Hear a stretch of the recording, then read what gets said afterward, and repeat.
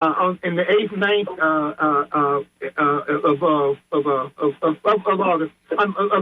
of August. Yes. Yeah. I tell you what, Mr. Mitchell and the Road Dog, you let us know right here on the Sunday Forum, and we'll do everything we can in our power to help out.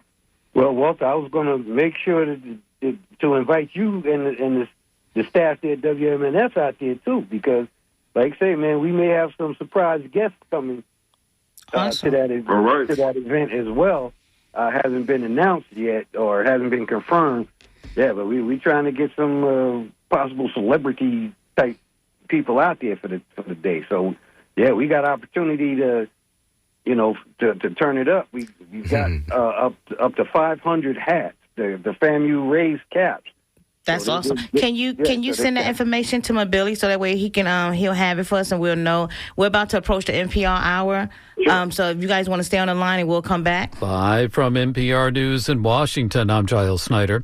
President Trump will soon meet with the head of the European Union in Scotland. NPR's Franco Ordonez reports on the rush to reach a trade deal. The president is hosting the EU president, Ursula von der Leyen, at his golf club in Turnberry. Upon landing in Scotland, Trump told reporters he thought there was a 50-50 chance at reaching a new trade agreement with the EU. I'll be meeting with the EU on Sunday, and we'll be working on a deal. We'll see if we make a deal. The two sides are trying to reach an agreement on a trade deal ahead of a Friday deadline when new tariffs kick in.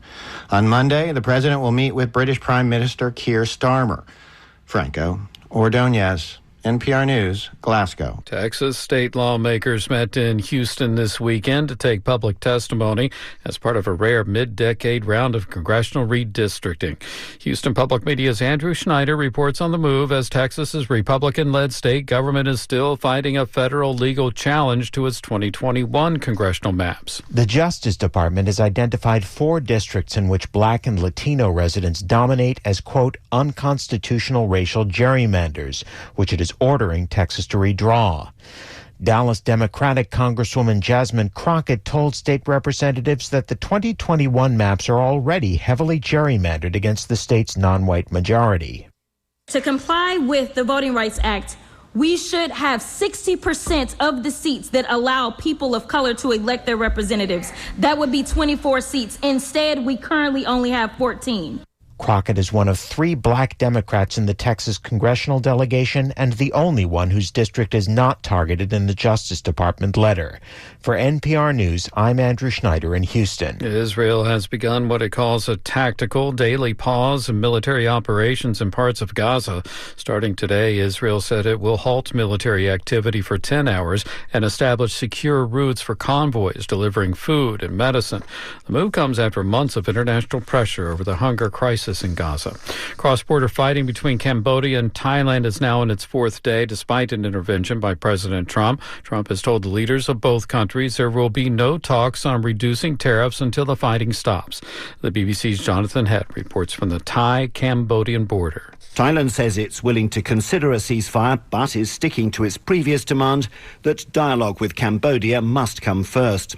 Shelling continued along the border overnight, even after the US president's calls. However, his threat to suspend talks on reducing the punitive tariffs he's imposed on both countries is likely to force their hands. Both have struggling economies, heavily dependent on exports to the US. This is NPR News. Authorities in Michigan have a man in custody they believe is responsible for stabbing 11 people at a Walmart in Traverse City. Authorities say the suspect is 42 years old and used a folding knife to carry out the attack late yesterday afternoon. 6 victims are reported to be in critical condition, the other 5 in serious condition. The group fighting government forces in Sudan's civil conflict has announced that it's establishing a parallel government. Michael Koloki reports on the paramilitary group, the Rapid Support Forces, or RSF, which will lead a new coalition. In a statement, the coalition says Mohamed Dagalo, leader of the RSF, will head a 15-member presidential council. Mohamed Hassan Al-Taishi, a civilian politician, is named as prime minister. The announcement by the coalition comes a few months after Sudan's army chief Abdel Fattah Burhan appointed Kamil Idris, a former United Nations official, as prime minister of the country. Since fighting broke out between the Sudanese armed forces and the RSF in 2023, tens of thousands of civilians have been killed and many more uprooted from their homes. Earlier this year, the U.S. government issued sanctions against the leaders of both warring sides. For NPR News, I'm Michael Kaloki in Nairobi. In soccer, Nigeria has won the Women's Africa Cup of Nations, staging a comeback from 2 goals down to beat Morocco 3-2. Nigeria has now won 10 of the 13 Africa Cup tournaments that have been played. The final was played in the Moroccan capital of Rabat. In Switzerland, England will play Spain later today for the women's European title. I'm Giles Snyder. This is NPR News.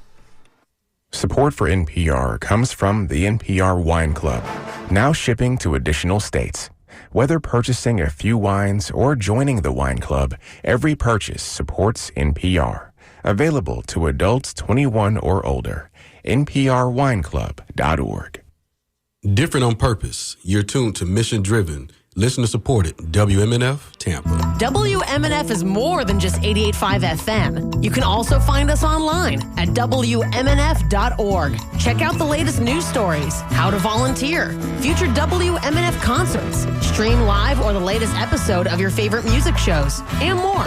And of course, you can always show your support by clicking on the Donate Now button. Explore your community at WMNF.org. Join me late Sunday, early Monday for Body Rock with Mike B on WMNF 88.5 Tampa. The heavy metal disco train leaves the station at midnight for a 3-hour dark journey into the sonic underworld of alternative music. Body Rock with Mike B. Sunday, midnight, WMNF 88.5.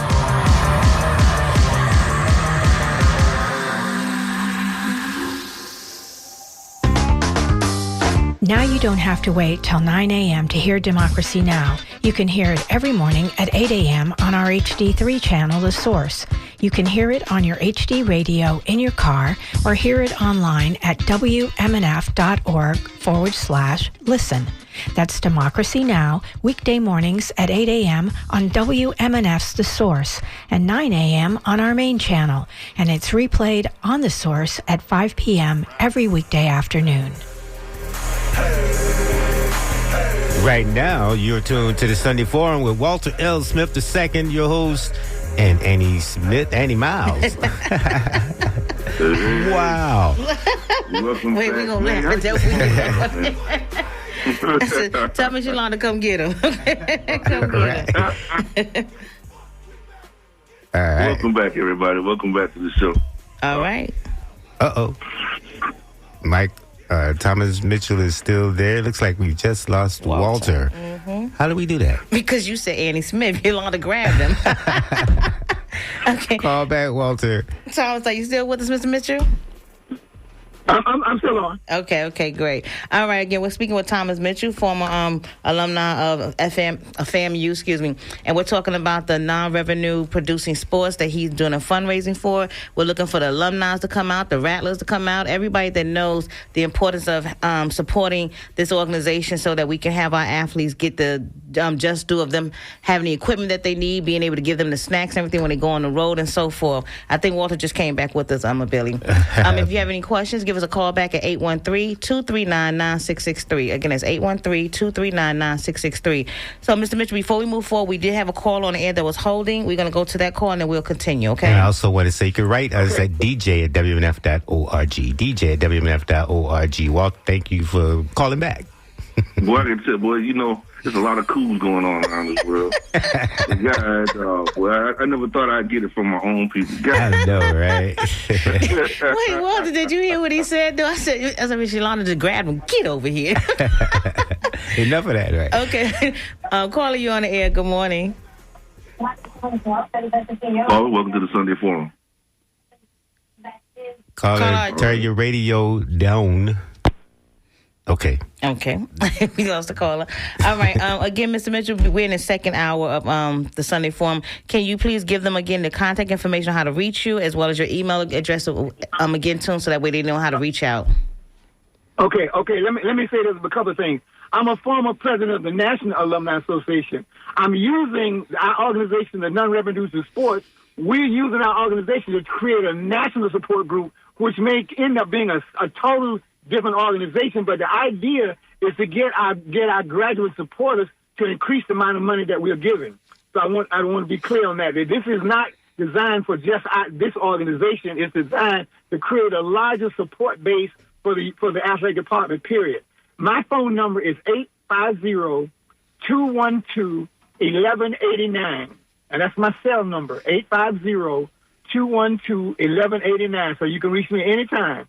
The other thing is my email address is my name, Tommy Mitchell, Tommy Mitchell Sr. @gmail.com. That's TOMMYMITCHELLSR @gmail.com. Okay, thank you very much. All right. All right, Walter, you can take it from here. I do want to make a statement. That previous caller that contacted us in regards to the article in the Times News, I believe I'm looking at the article, it was on July 17th. The columnist was John Hill. And the topic was, how does Florida have great schools and failing kids? I do want to address that in the second hour, just a little bit, just to touch base on it, because as we're doing this fundraising for our athletes, and at the college level, we have to keep in mind, in order for our other students that's also doing sports, whether it be middle school, elementary, or even high school, in order for them to get to that level of being in FAMU, we need to support them as well. And we'll do that on another show, but I just want to bring that topic up, that is something that's very important that Walter and I had discussed previously, and we'll revisit that as well, because I do believe we do need to be doing fundraising for those individuals as well, because some of those schools that are failures because they don't have the books, or the teachers that's they're teaching don't have the adequate resources to make sure the kids have it. And then those kids that's also in sports, they don't have the uniforms and so forth for them to be able to do it, for those students that may not be, may not be able to afford it, may need assistance. So we need to do fundraising for those type of elementary, middle school, and high schools as well before they get to that FAMU level. Absolutely. Mr. Mitchell and I were talking about this the other day, and I think and a lot of the support that he is doing through this expansion of the base support for the athletic department is very critical, because we see the success that we've seen in the golf for the golf team at FAMU. That was a very big deal.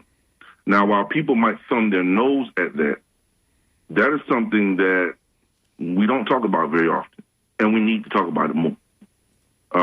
When the Stanford golf team wins their national championships or whatever it is, they talk about it. When we talk about it, when it happens with our teams, it's kind of glossed right over it. We need to stop doing that.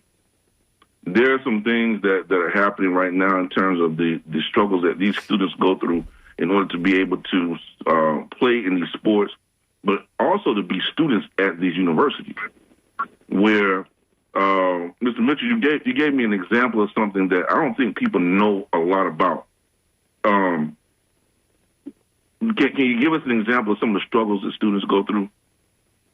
Oh, yeah. We like I said, when I was hired to go into admission, once my salary disappeared as the executive director of Rally Boosters, I was asked to raise money for the Student Emergency Fund. We have between 300 and 500 students that are really either homeless or struggling. And it's been that way for quite a while. A couple of years ago, at the Florida Classic, the National Alumni Association had their meeting there. And my good friend Doris Hicks out of Polk County raised $10,000 for the Student Emergency Fund, and she presented that at the conference. After she presented that, we had a former, I think, vice mayor of Dade County or some city in the South that gave an addition of $5,000 because he said when he was at FAMU, he was homeless. He was living in his car and had 3 jobs. We also need to recognize that we have first-time in college students. Mm-hmm. And so what happens frequently is that parents get them to Tallahassee, but they don't have any more money. So it's up now to the university. These students, most of our students are on financial aid and have to get jobs. And in some cases, before they graduate, they have to drop out because they don't have enough money. And so what's really important is that we have to understand that we have students. One of the things I told Governor Scott when I was national president, when he was talking about FAMU need to do better with their graduation rate. And I made him aware. I said, Governor, you must realize now there is a correlation between graduation rates and family income. At the time, FAMU's average family income was $35,000. FSU was $135,000. So if there was a student who had a financial problem, one student was at $35,000, and now our average family income at FAMU is still $50,000 for several people. So at other schools it's $150,000 and beyond. So we have to recognize that many of our kids have to drop out frequently before they graduate because they don't have the funds. And so it's really important that we also provide funds for our students. Like one of the things we did with the Student Emergency Fund, we had a student that graduated. But it was December, but he had a job starting in January. But for the next 30 days, he didn't have any place to stay. Well, through the Student Emergency Fund, we got him a leave and paid his rent for a month so that he can pay. So it is important that there are resources available for our low-income students, and we have a large percentage of them because normally we probably have from 60 to 7% of our students are on financial aid. So that recognize that we have to provide additional funds. And the last thing I want to say, the most popular office, one of the most popular offices on FAMU campus now is the Health Center, because the Health Center has a food program. And on a daily basis, students are going in there to get food. And there's also a clothing fund for kids who don't have adequate clothing. So there's still a need, I'm certain, at HBCUs, for addition to money for, say, athletics or whatever, we still have a lot of students that are financially challenged. And it's going to be really important that we begin to provide some funds for them. Now, the FAMU, the National Alumni Association, have a Save a Student Fund so that when students are getting ready to graduate and they don't have enough money to graduate, we tell them, okay, we got some money for you, and we're going to provide this. But now don't get amnesia. When you graduate, you need to make sure you spend that money back. And on another note, I say the same thing to the athletes. I make them aware. I go visit the team. I make them aware of what we're doing. I say, now, when you graduate, you certainly ought to give some money for your team, if nobody else. And so that's going to be the whole concept of the national support group, for us to recognize that there's some areas that our students need specifically, but we also need our students to recognize that when they graduate, we need them to become active alumni. I agree with that. Definitely pay it forward. Definitely pay it forward. We can send Annie after, Annie get it. You know what? Annie get it all. See, I mean, every single penny. Annie will get it. Do you have any callers out there? Yeah. We do have a call on the air, yes. Let's get them. Let's get them. Call it 813-239-9663. This is the Sunday Forum. Good morning, caller. You on the air? Yes. Hello? Yes, Hello. good morning. Hello. Hey, how you doing? I didn't know I was on the air. I'd call and you said hello. Hey, how you doing, Brother Walter Smith and Annie? Hey, I'm good. Hey, Brother Smith, I ask you one question before. Every time I speak here, I wanted to find out. I can't find this brother named, you always talk about, St. Clair Davis, his research. You bring him up every time I talk about this research that we're doing. You said, well, this guy St. Clair Davis, and when I pull him up, I don't see anything. I find it. I can't find it. Is that St. Clair? Does he have another name or whatever? St. Clair Drake. St. Clair Drake. His name is St. Clair Drake. He wrote the book Black Metropolis. He was an anthropologist. Okay, good. All right, I'll pull it up from there, and then I'll be able to converse with you on an intellectual level on St. Clair Drake and how we've incorporated him into our research. That was fascinating. But listen, I'm a FAMU graduate, of the pharmacy program, and I understand what this, exactly. But when I went to FAMU, it was like totally different. It only cost us, it was very expensive at the time, $150 a quarter. That was the tuition. 150. And so he laughed at that because it's not now. And that was as many hours as you wanted. Okay, this is 1969. I mean, there was no such thing as they started that system where they started charging you per credit or whatever that was. I forgot to see where per hour of the class and stuff. And maybe 3-4 years while I was there, and I think that system remains. But you see that a failing educational system, a failing school is a failing educational system all around the country. And sometimes I think that the legislature, when the gentleman says that you have a governor that comes in and says, well, you need to increase the graduating rate, without failing to understand the economic, socioeconomic divide, yeah. The economic divide is of the failure to have that in your consciousness shows you the level of stupidity that we have in our legislation. And how they consistently cater to, let's say, the building of one university over another, but yet this one university, Florida A&M, continues to survive because of the drive and determination of its people. I remember it was the president there. His name was, I think his name was Smith, some kind of Smith there. He said we should turn lemon and turn it into lemonade. I think you remember the guy. Some of you may remember this guy, but he was from Tampa, and he had that kind of. And that's all the presidents. Most of the presidents have been like B.L. Perry, and the games that this university would play. I remember one time I was sitting down with Dr. Perry, and he was describing how there used to be a cow pasture there where I think it was at Florida A&M University High School was. All that was cow pasture and stuff, and they had cows out there, and they were going to. One of the ways they wanted to get rid of FAMU was build a highway through it.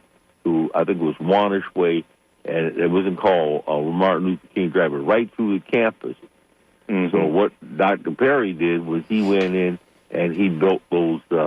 At that time was these we call them the cow pasture dorms or complex. I saw where they even tore them down, but he built that in order to, because he had the power to block that type of to improve the university, and that stopped this program from local Tallahassee that they were going to build this highway through, and you see where that highway is now. It kind of curves and goes into, I think it's Monroe Street or whatever street it is, but that was supposed to go through the campus and stuff. And so they've always had these plans, these little decisive plans to try to undermine and thwart the progress of this university, putting people in place that simply didn't have our best interest, but yet we've still managed to have the drive and survive. I think about people like Joe Webster. Dr. Joe Webster and I went to school together. We were in pharmacy program. Yeah. And what we did to improve is the drive that they had. The people, you take a guy who grew up in the dirt poor up there in Monticello. Just because you grow up dirt poor doesn't mean you're dirt stupid. And I think that's what people forget about.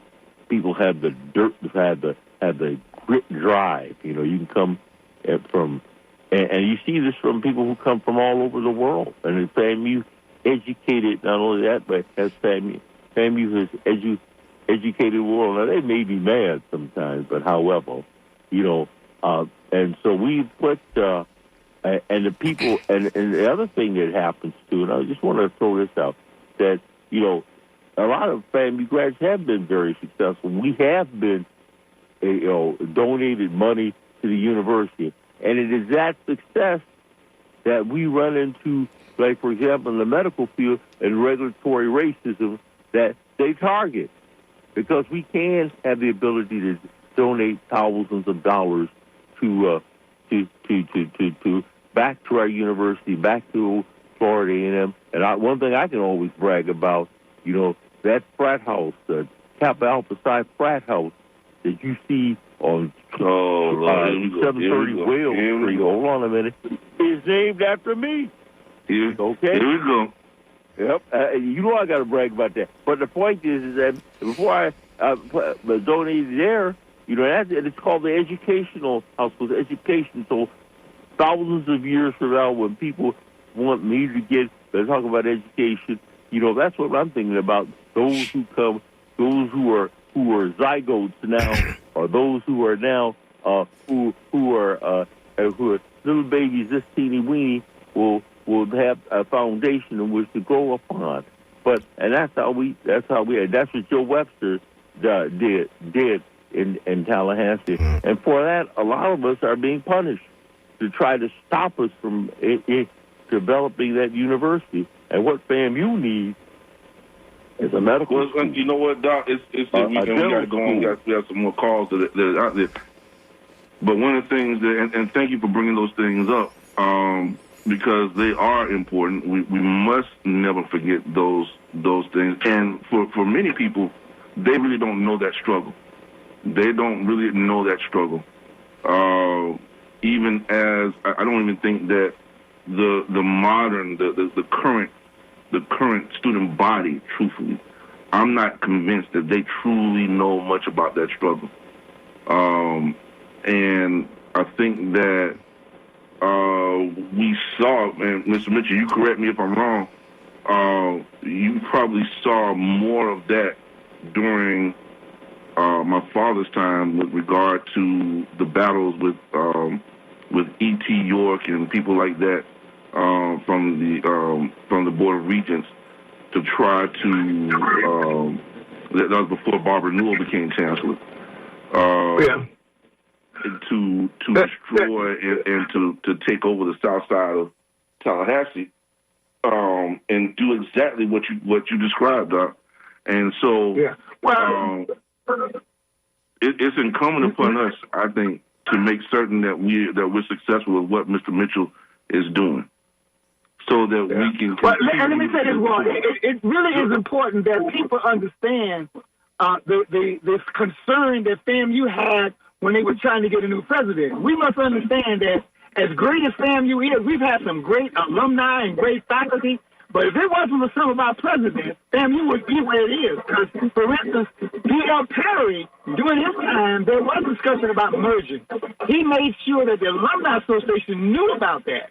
And they created the weekend of rededication where the graduates came back to make it clear that we don't want no merger. During Walter Smith's time, the chancellor indicated that FAMU would never get another red brick. Walter Smith got the School of Architecture, the building for SBI and Allied Health. And when they start talking about engineering in the state in the Big Bend area, Walter Smith made them aware that, listen, you must be talking about FAMU now because we already had the program.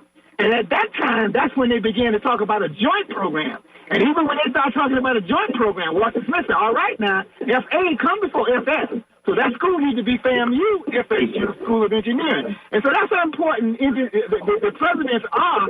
And they've always come up with ways in which, when they came up with criteria, it was always based on our Achilles heel. For instance, during the Walter Smith time and the Fred Humphreys time, they were funding us on enrollment. When Fred Humphreys took us from 7,000 to 11,000, and Amherst took us to 11 to 13,000, they stopped funding on enrollment because now we were larger than some of the other schools. And so then they started talking about graduation rates and metrics and all that stuff. So it is important that whoever our president is, male or female, that they have to be educators to be able to respond to some of the criteria that they come up with that's based on our weakness. Like when we were a small school, they enroll us, they funded us on enrollment. Once we became a large school, they stopped doing that. For instance, Walter Smith condemned the stadium so we had to play at FSU. So obviously, we got some more money now for a stadium. But FAMU needed a stadium, and FAMU got $4.5 million. FSU got $6.7. University of Florida got $7.2. Okay, when FSU built that stadium, they call it an educator center, so that the state would fund it. So when we got the Lawson Center, that's an educational center. So we got money from the state. Well, once we got that, they don't do that no more.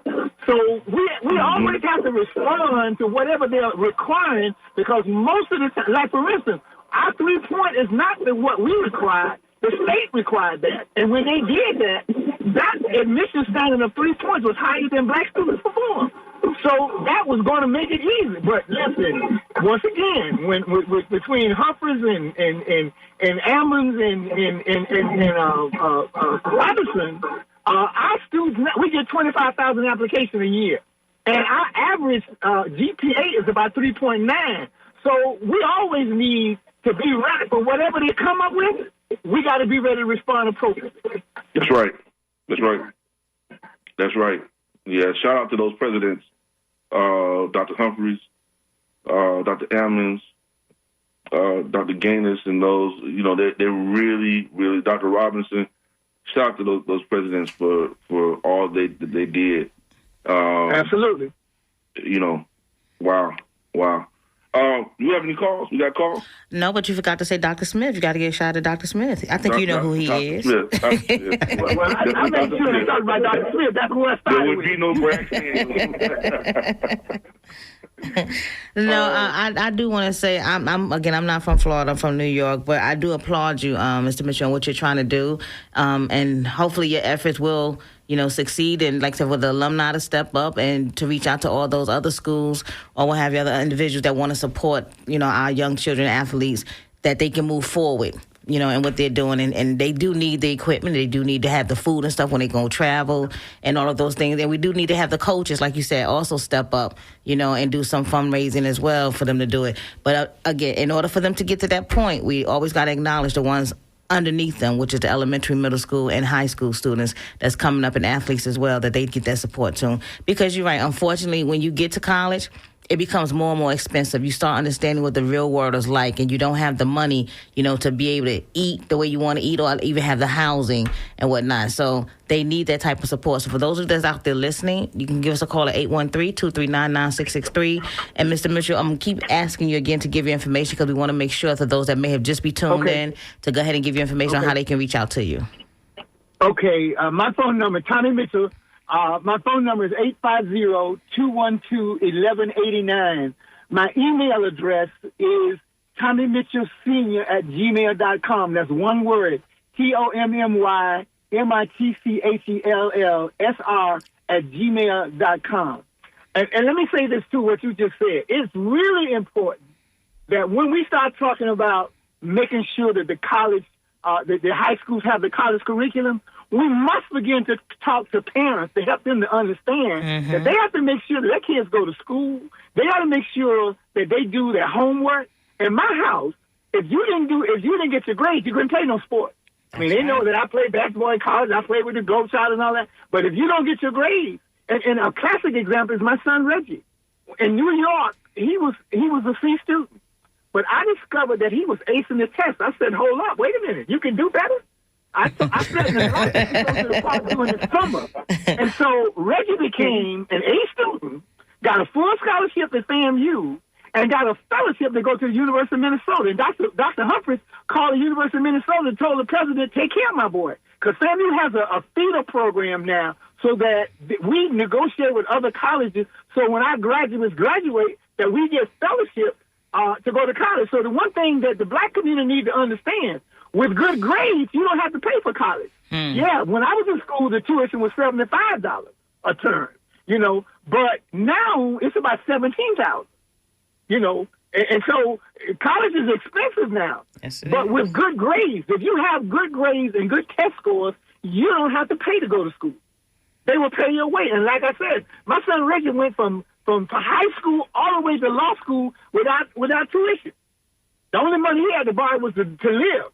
But all of his tuition in both in college and at law school was free. And so it's important that our kids, particularly since we don't have the kind of income where our parents can afford to pay the kind of money that all schools charge now. But it's important that if they have the good grades, they won't have to pay to go to college. FAMU has a scholarship they call it Life Gets Better that Dr. Humphreys created. That they when they graduate from high school, they would be hired by a corporation that would pay them to work during the summer, and when they go to college, everything is paid for. And so those are the kind of opportunities for kids to get good grades. So, to young kids, when I speak to them, first of all, y'all ain't got nothing else to do but to go to school. That's it. That part. Your parents sending you to school, And so there's no excuse for you not to get good grades, because the thing we also have to understand that black athletes are not naturally gifted so much that's why they're good. They're good because they play all the time. Mm-hmm. So what we have to do, if our students practice and study as hard as athletes playing all the time, they will be qualified to be the lawyers and the doctors that we need. So the effort is parents have to make sure that they are educated, because in America, it costs almost $30,000 to live. That's the cheapest you can live by yourself. And that is indeed true. It's about $18,000. So it's important that and that's why America forced you to go to school, because high school is for you to get a career and have a place to live and have and have resources. So the black community and the minority community have to understand that it's available to you in America. If you get good grades, you don't have to pay for college. And the last thing is, my granddaughter was majoring in business administration.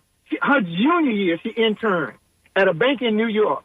When she completed that internship, her junior year now, she got an offer for a job in Philadelphia at $96,000 a year with a $5,000 signing bonus. So young kids today, they're making more money than our parents took them 20 years to make.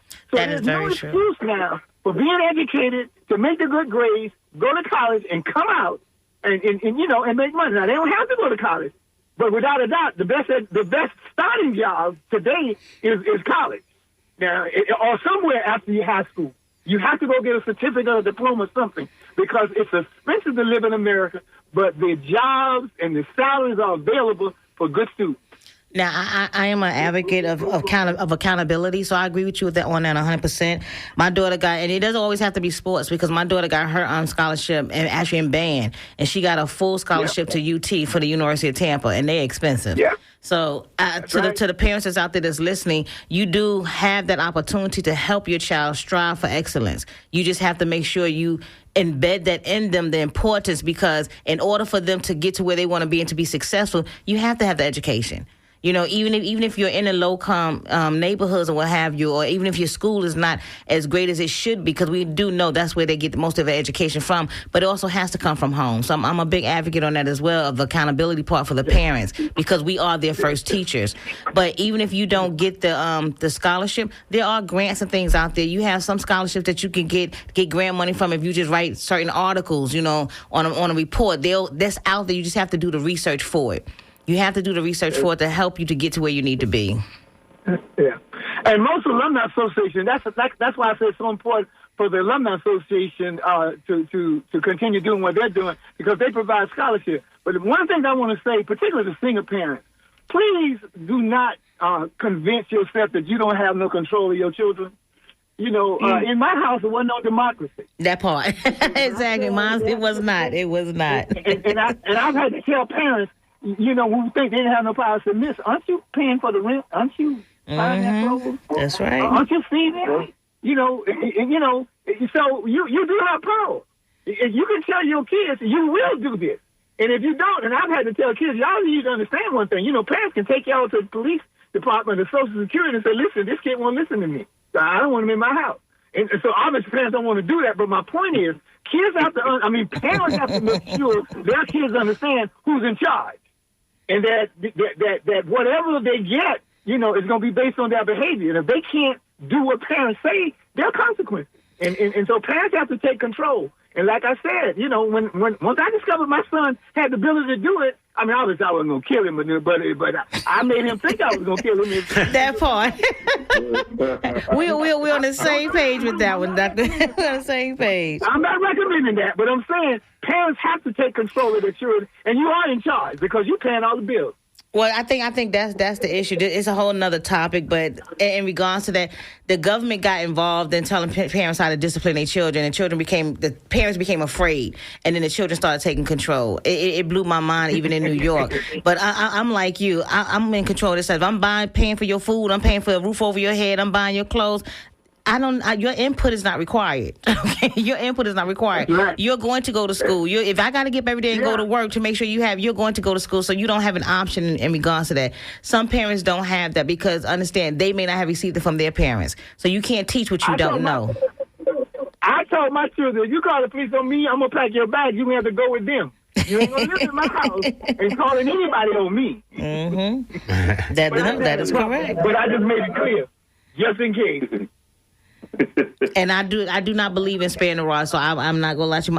I believe I beat my children. Okay, when they messed up, yes, I discipline them with the belt. That is indeed true. And my daughter, and I have a 30-year-old and I have a 40-year-old, and my daughter said, "Mommy, the stuff that you did now I understand because you know as we go, I'm never gonna raise my kids the way you did." Okay, well go for it. Let's see how that's working out for you. Okay, and she can see the difference now. I'm not your friend. I never strive to be my children's friend. I am your mother first and foremost. That's the immediate role in your life for me, and vice versa. That's it. We will never be on the same level. Even when you become an adult, you're still my daughter. You may not be a child, but you're still my daughter. You're not my equal. And that's where we have a lot of problems with. And in the black community, you want to hang out with your children. You want to be friends with them. I am not your friend. I am not your friend. I will never be your friend, but I will love you unconditionally, good, bad, or indifferent. But we will never be on the same level. Not. I'm sorry. Oh, absolutely. In my house, I like what you're saying. I told my kids, I love y'all, but love ain't necessary. I hope y'all eventually see what I'm doing. Eventually you love me, but respect is more important here. Indeed. You don't have to respect me. You don't have to love me, but you're gonna have to respect me in my house. You know, and I think that's really important. You know, that kids, that parents have to make sure that their kids in America. You've got to get them ready because it's expensive. That's why we have so many homeless people. Yeah. You know, high school provides you an opportunity to provide a place to stay and all. I mean, college and all that is important, but basically, you need a place to stay. You need if you're going to travel, you need a car. You need or be able to pay for something. And so, kids have to understand the 12 years or whatever in high school, getting them ready to live in America. Mm-hmm. Yeah. But I think also we have another caller on the line, but I just wanted to double back to this whole idea of politicians just being out of touch with a lot of students' lives. I mean, the contradiction of being in college and homeless. And, you know, there's this idea, the social economic divide, you know, you see in the face of all of these cuts, willy-nilly cuts, and not realizing the impact that could have on people's everyday lives and their future plans. And to the extent that in some neighborhoods, parents have to decide whether or not to send their kids to a junior college first or let them take a year off and work first and give them an opportunity to get prepared for college. There's so many different options that people have to look into, especially at a low socioeconomic level, that politicians just don't take into account. So no, because they live in an ivory tower. In an ivory tower, that's the word. Let me say this. What you were saying, though, high school is not good enough. After high school, you need to go somewhere else to get a diploma or certificate or something. Right. And even for those kids who don't do well in school, FAMU has do a program where if they graduate from a community college, they're automatically admitted to FAMU. So if they can't get the grades initially, go to a junior college, graduate, and then if they want to go to a 4-year school, they will be automatically admitted. Right. So we do have a call on the air. Go ahead, caller. You're on the air. Hello, I'm Joe. Hi, Joe. Good morning. Thank you. It's a wonderful show. It's very interesting and stimulating. I find Thomas Mitchell Sr. to be very interesting in his enthusiasm for higher education. But I want to offer another perspective. and that is, how many of you have gone to higher education, even in high school? How many of you studied subjects or required to study subjects that had nothing to do with your interest and your focus and your future profession? And how much time have you wasted by sitting in on those required classes in the institutions? And I have another perspective other than institutional education. And the fact is that certainly if children wanted to prepare for higher education, a college education, they could start at 12, 13 years old, start raising money and working and saving with the help of their parents. But there's another way to look at it. If we raise children to be critical thinking, to question authority, and to use our free system, not 1,000, not 100,000, our free system of education where they can direct their education to their goal and future profession. And that free institution is Ben Franklin's free public libraries. If a child is raised with critical thinking and can decide what he likes to do best, or the two things he likes to do best, read 30 books on the subject. And from authorities on the subject. And after completing that personal study, he can put out a shingle and say he's an authority. He's an authority on that subject.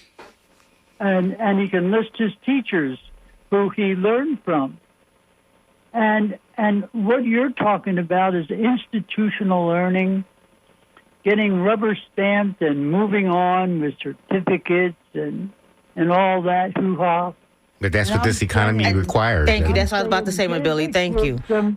Teach the child critical thinking and to choose what he wants to be. So, Mr. Joe? One more thing. You don't need an institutional education to be happy. What do we want for our children, first and foremost? To be happy and well. Being happy is just choosing to be happy.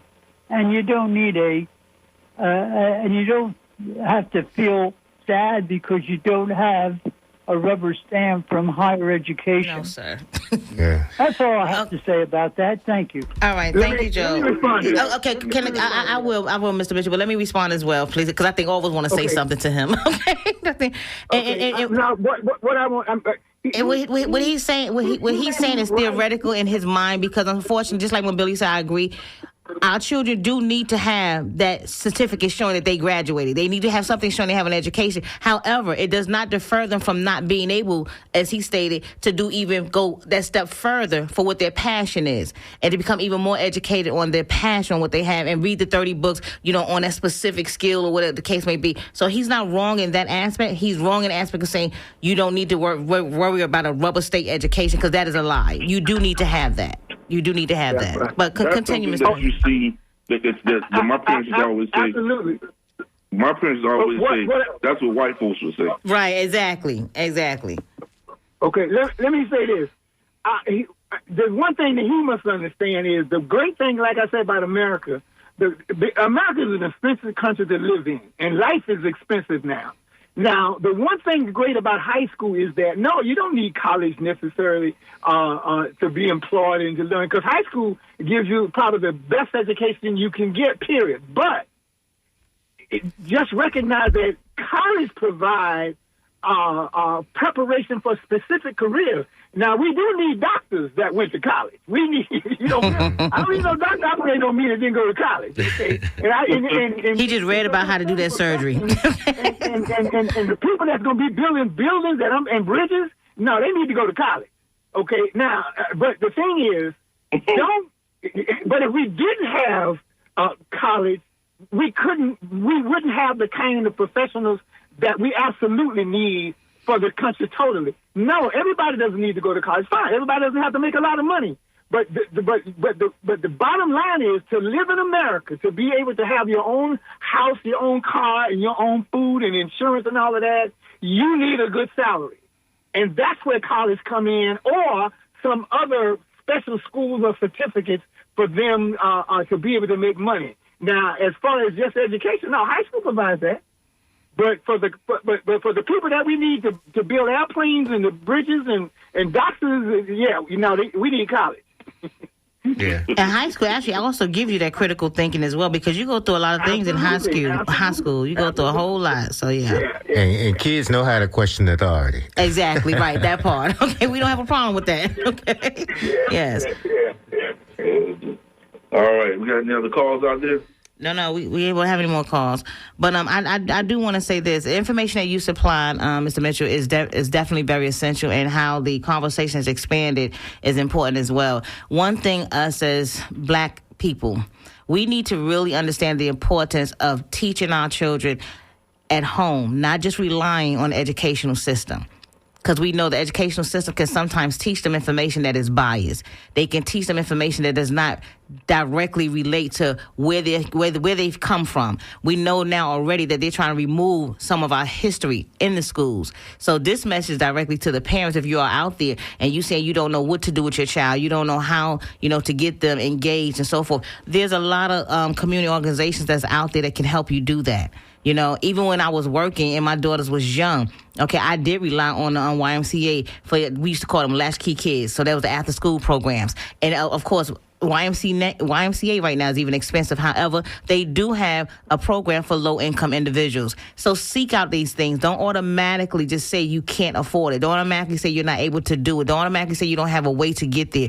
There's public transportation. Reach out to your neighbors, ask them if they can drive. See if they got their children's another program that you can kind of like piggyback along with. There's always a way to get it done as long as you continue to be consistent and persevere on it. Ask questions. Go to the schools. Go sit inside the classrooms. Parents don't do that anymore. I was one of those parents that did that. I was one of those parents that went to my child's school and went through their desk. Okay, I used to tell my child's teacher, if you have a problem with her, just send her a blank envelope. You ain't got to put nothing in it. Send her a blank envelope, and I know I need to see you the next day. My children did not even understand that. Okay, Mommy, she told me to give you this. Okay, and there was nothing in there for you to read, for you to alter, for you to tear up. I just knew that blank envelope meant I'm coming to see you tomorrow. Okay, that's it. Cold terminology. That part, so you have to get engaged. My children can come home and tell me, oh, this person made me do this and that, because my logic was this. So if they're sitting in front of you, behind you, or on the side of you, you're making the conscious decision to respond to them, because you don't have to. If you tell me they sit behind you, that means you chose to stop your own education to turn around to respond to somebody that is not relevant to you moving forward at all. So I hold them accountable for that. And us as parents, we need to understand what that means. We need to understand, hold your children accountable. Let them know this is for your benefit. This is for your benefit. But we also have to take in consideration, some parents don't even have their own GED. So how can they continue to force their children to do it if they don't have it? Because nowadays, this is what these children are kicking back with. If you don't have it, why are you making me go get it? Because they don't understand. So well, yeah, they don't understand. They don't. And let me kind of bring it back to the context of the need for the need when it pertains to these children. I say children, these students who are homeless. Mm-hmm. That is a particular nuance that, honestly, I don't think people pay attention to. Students that are home. When you think of college students, you rarely think, no one thinks homelessness. Of a homeless student at college. No one thinks about that. You think of hungry students. Think of hungry students because they're always hungry. Yeah. But when you think about it, how, homeless, why are you homeless? There's some circumstances happening that, and it's not because of housing, and it's not because of anything else except that they're having to use money. There's a burden. you know how we talk about energy burdens and people have to make a decision about paying for medication or paying for an energy bill? Well, now we're talking about a burden in terms of paying for your education and having to send money back home to pay for the energy bill or to pay for the mortgage, to help pay for mortgage. Yeah. Whatever it might be, they're having to pay for it. And they have to take a semester off because of it and then come back to school to graduate, hopefully. And this is something that we need to look into, that we need to intervene in, that we need to do something about, because this is unacceptable, completely unacceptable. And the answer is not, well, just come on home and just won't graduate, or come on home and just go get a vocation and that's it. No. The answer is we need to support our own. We support our children and support our babies so that they can get these degrees. You know, too many, listen, I'm not one to say anything against vocational studies at all. My father was a big proponent of vocational studies. But my father was also one who believed greatly in getting a degree. And he did that. He had a vocation. He had vocations. But he also went and got his degree as a high school dropout. Well, and let me say, your dad is a perfect example of the importance of education. Folks don't know that Walter Smith was a high school dropout. He went from a high school dropout to a PhD to being the person that Nelson Mandela had him to help him in Africa. And the thing, and let me say this for you, I'm really impressed with your station. And one of the things I'd like to recommend, as you're talking about, there's a need for, in all the black communities, a collaboration conference to bring everybody together to see what we're doing together and to look at ways in which we can work together and to create entities to raise money for the issues, to even talk about what are the main issues in our community. If a politician asks us what's the most important thing in our community, all of us probably say something different. We need to get together on what's needed and what can be done and plan on how we can do all the things that you're talking about. So I wanted to make sure I say that. And I have something I'll send you. 30 years ago, I was talking about this collaboration conference, but I've been involved in other stuff that I don't have time. But we really need in our communities to come together and work closer together and stop. And there are things that we're duplicating that we could do together. Absolutely. Let's get a hold of all these folks, get them together, let's get it done, and let the Sunday Forum be it. Listen, we're here, Mr. Mitchell. So, whatever we need to do to help out with the cause, as I said before, it is inexcusable that we would have homeless college students. Inexcusable. Yeah. Billy, you wanted to say something real quick? Oh, no. I think Mr. Thomas Mitchell gave us the best synopsis just then. Okay. All right. Well, we got 3 minutes. All right. Listen, I want to take a moment and... Hey, Billy, do you have that FAMU Marching 100? Oh, yeah. We've had that already. The SOS. Let me tell you...